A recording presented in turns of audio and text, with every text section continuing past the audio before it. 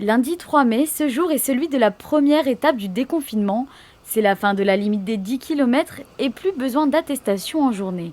Pour les professionnels du tourisme, cette date est importante. La seule interrogation, les clients reviendront-ils ?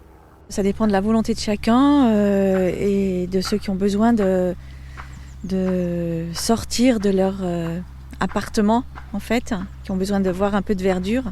Alors oui, ils commencent à nous appeler pour les week-ends qui arrivent.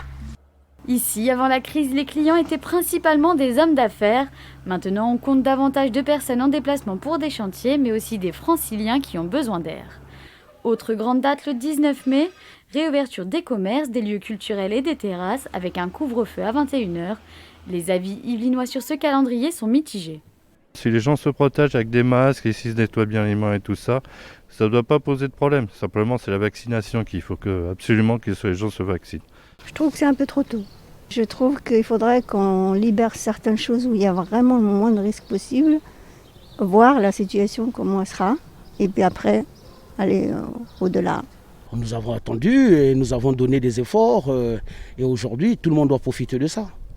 Le couvre-feu sera repoussé à 23h le 9 juin. Cette date marquera aussi la réouverture des salles de sport avec un respect des jauges, un soulagement pour les gérants d'établissements sportifs.